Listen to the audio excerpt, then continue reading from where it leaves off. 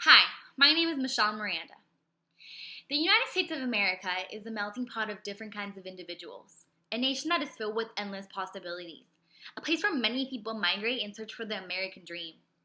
Whether a family has lived here for decades or a new flow of immigrants from all over the world come to settle in the United States, many of them strive to begin raising their own families, to find places of safety where them and their children can take refuge from the cruel world they have to endure outside their homes.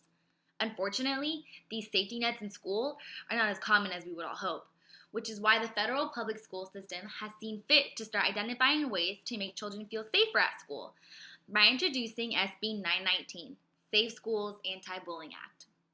According to govtrack.org, this bill requires the Department of Education to maintain, monitor, and enforce anti-bullying and anti-harassment policies and procedures to protect students or groups of students from bullying, cyberbullying, and harassment.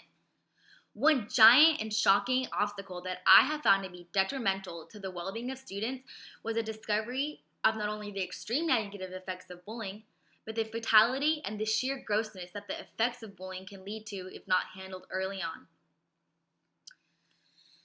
Not only is bullying an enormous problem for today's youth, but I feel that if the children are not provided a safe environment to study and be able to be comfortable coming to school, then children nationwide will dread school and ultimately will dread socializing with their peers. With that being said, I am going to describe and emphasize the fatal effects of bullying, beginning with preteens all the way to adolescents, methods we can utilize to minimize the empowerment and the effects of bullies, and the consequences if we do nothing to continue this from escalating into a bigger problem.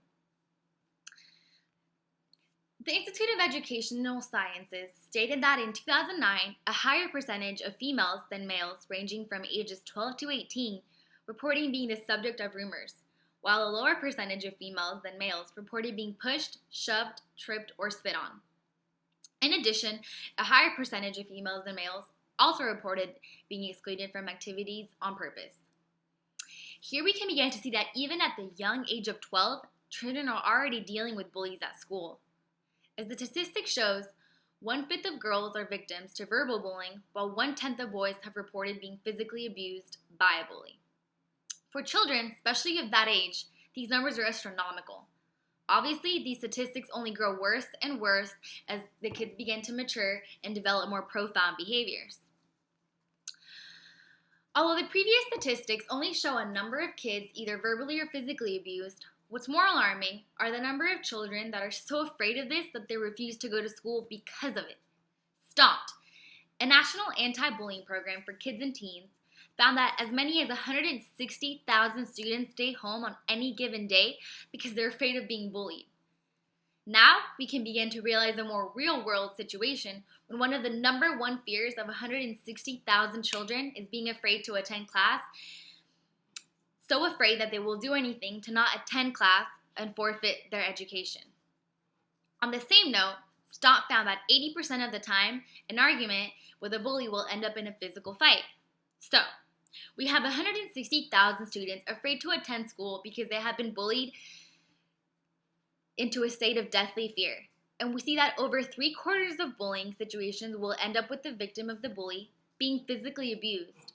According to an anti-bullying program called Make Beats Not Beatdowns, 1 out of every 10 students who drops out of school does so because of repeated bullying. Make Beats Not Beatdowns also recorded that bullying has been linked to 75% of school shooting incidents. And in 2005, 270 children in the 10 to 14 age group killed themselves.